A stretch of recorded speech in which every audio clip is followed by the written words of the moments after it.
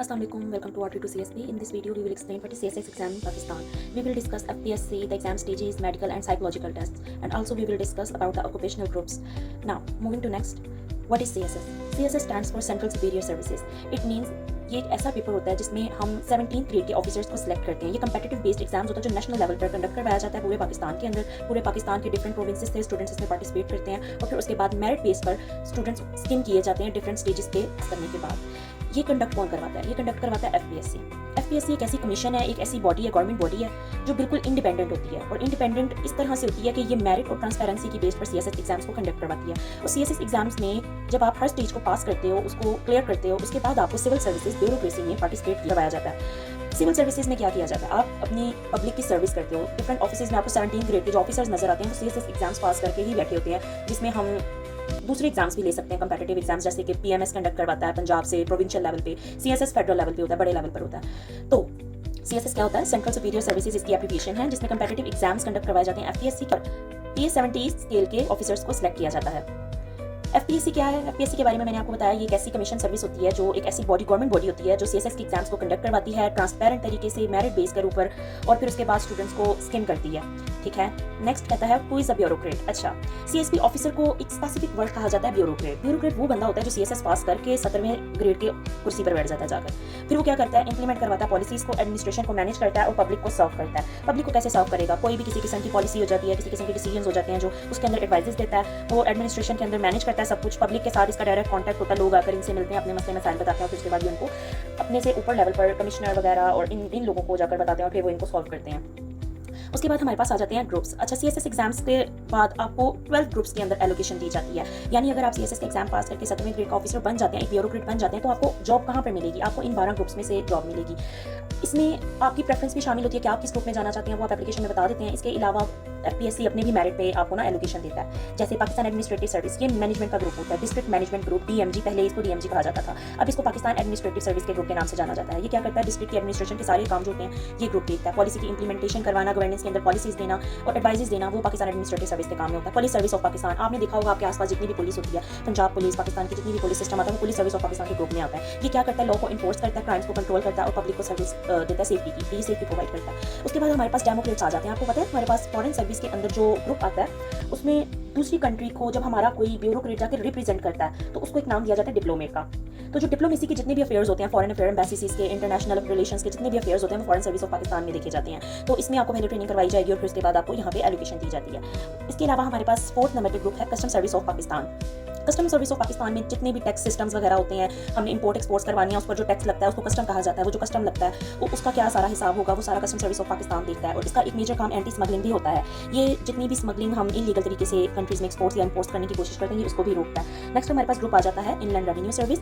ये हमारी जितने भी इनकम टैक्स, सेल्स टैक्स और इस तरह के जो टैक्सेशन के सिस्टम होते हैं ये उसको देखता है। यहाँ पे आपको ऑफिसर जो होता है वो आपकी सारी जितनी भी रेवेन्यू की कलेक्शन होगी वो उसके लिए रिस्पॉन्सिबल होगा, वो टैक्स को कलेक्ट करता है, सारा सिस्टम वो देखता है अपने ऑफिस में। ओके, नेक्स्ट हमारे पास है Pakistan audit and account service. ये गवर्नमेंट का एक ऐसा इदारा होता है जो फाइनेंशियल मैनेजमेंट, ऑडिटिंग और अकाउंटिंग को देखता है। ये इनका एक इंटरनल ग्रुप होता है। ये पब्लिक सर्विस से ज़्यादा गवर्नमेंट सर्विस की तरफ इसका रुजू होता है क्योंकि ये गवर्नमेंट की फाइनेंशियल मैनेजमेंट को देखता है। इसके बाद हमारे पास ग्रुप है कमर्शियल ट्रेड ग्रुप। इसमें क्या आता है? Commerce and trade group. इसमें क्या आता है? ये ट्रेड पॉलिसीज को देखता है। एक्सपोर्ट्स के अंदर कितना टैक्स लगेगा, कितना सारा सिस्टम होगा, सारा वो ये देखता है। और कॉमर्स के अंदर हमारे जो ग्रुप्स होते हैं कि इतना हमारा टैक्स लग जाएगा, इंडायरेक्ट टैक्सेस में इंक्रीज आ जाता है, अक्सर आपने देखा होगा, तो वो सारा कौन देखता है? वो ये ग्रुप देखता है। नेक्स्ट हमारे पास बहुत इंपॉर्टेंट ग्रुप एक और है जो है इन्फॉर्मेशन ग्रुप। मीडिया का आपको आजकल रोल पता है, मीडिया कितनी इंपॉर्टेंट है, पब्लिक इन्फॉर्मेशन पहुंचाना, प्रेस से रिलेटेड जितनी भी रिलेशंस, जितनी भी इंफॉर्मेशन, जितनी भी पॉलिसीज होंगी वो इन्फॉर्मेशन ग्रुप मैनेज करता है। इसके अलावा नेक्स्ट हमारे पास military, lands and cantonment group है। ये भी बहुत इंपॉर्टेंट ग्रुप है जो कंटोनमेंट्स के अंदर एडमिनिस्ट्रेशन होती हैं, उसके लिए जो ऑफिसर्स होते हैं उसकी सारी हायरिंग वगैरह, जो उसको एलोकेशन वगैरह जो दी जाती है वो ये ग्रुप देता है। मिलिट्री लैंड्स के जो डिफरेंट किस्म के मसले मसाइल होते हैं वो ये ऑफिसर देखता है। नेक्स्ट हमारे पास ऑफिस मैनेजमेंट ग्रुप है जो सेक्रेटरीट का ऑफिस होता है,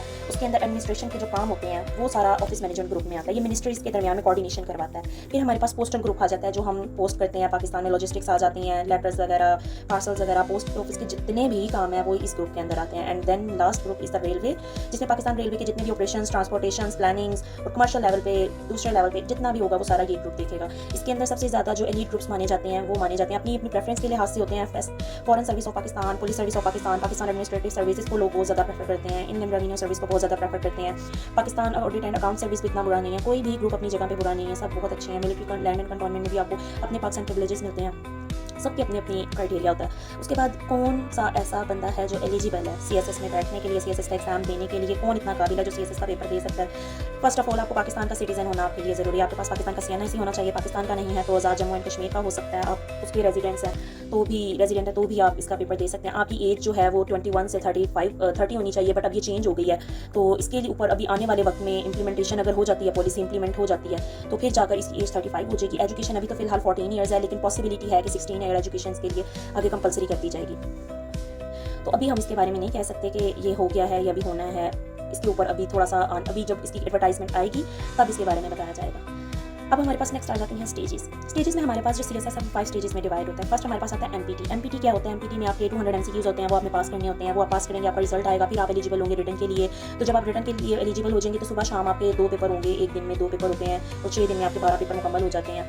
कुछ ये लास्ट के पेपर्स आगे पीछे हो जाते हैं, बट सुबह शाम आपके पेपर होते हैं, ठीक है। रिटर्न आपका पेपर होगा, वो आप 12 पेपर्स अपने क्लियर करेंगे। उसके बाद आपका मेडिकल होगा, फिर साइकोलॉजिकल टेस्ट होगा, दैन इंटरव्यू होगा। इनमें कुछ के अंदर जो मार्क्स हैं वो एट द एंड काउंट होंगे और फिर आप एक CSS ऑफिसर बनेंगे। अब हम इसको डिटेल से पढ़ते हैं।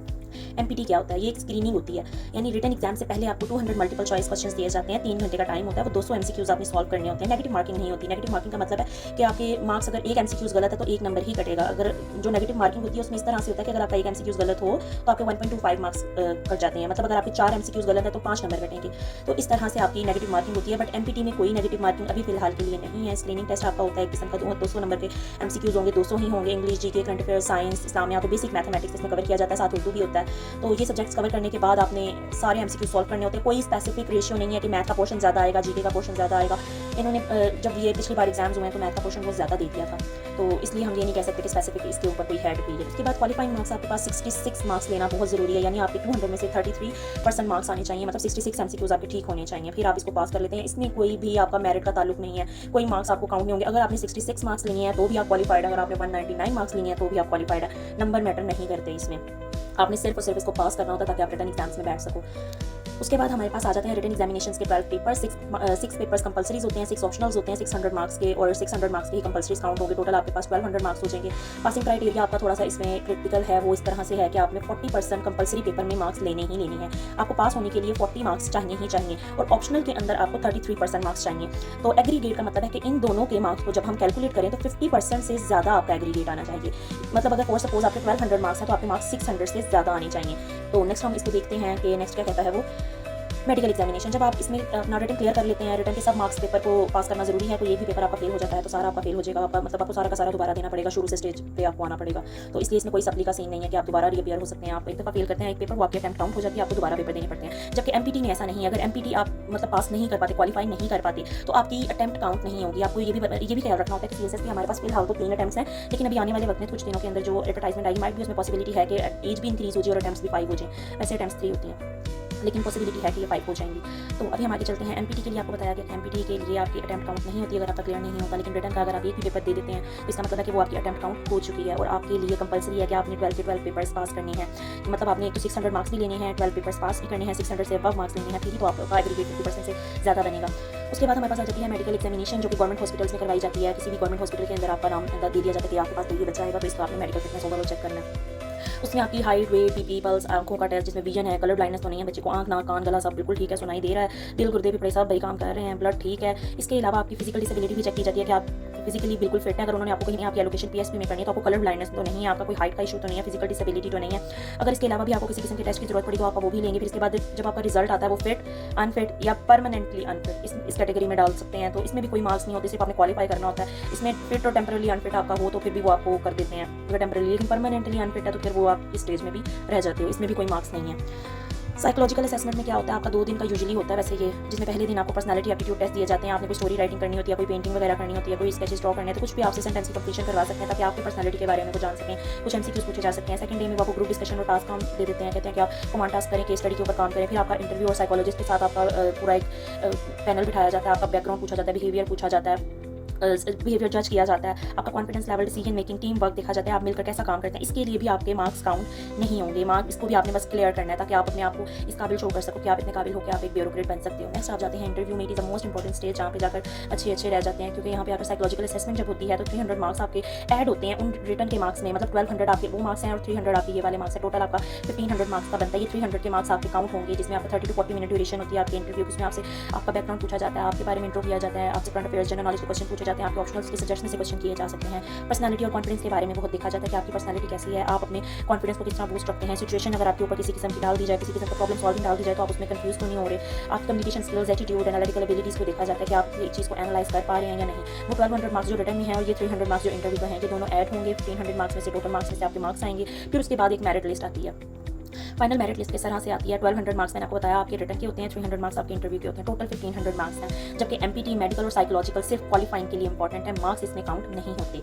उसके बाद आप जब एमपीटी क्लियर कर लेते हैं, आपका रिटर्न आ जाता है। रिटर्न के 12 पेपर्स देखिए आपका मेडिकल हो जाता है। मेडिकल के बाद आपका 2 दिन का साइकोलॉजिकल एंड देन 300 मार्क्स का इंटरव्यू होता है, तो आप एक बन जाते हैं ब्यूरोक्रेट। जब आप एक ब्यूरोक्रेट बनते हैं, उसके बाद आपकी ट्रेनिंग स्टार्ट होती है और आपको एलोकेशन दी जाती है। कंपल्सरी ट्रेनिंग के बाद और कुछ इस तरह के आगे मजीद स्टेप्स आते हैं। लेकिन आप जब एक ब्यूरोक्रेट बन जाते हैं, यानी आपका सीएसएस क्लियर हो जाता है, तो इसका मतलब है कि आप इतने काबिल हैं कि आप अगली स्टेजेस को भी पार कर लेंगे।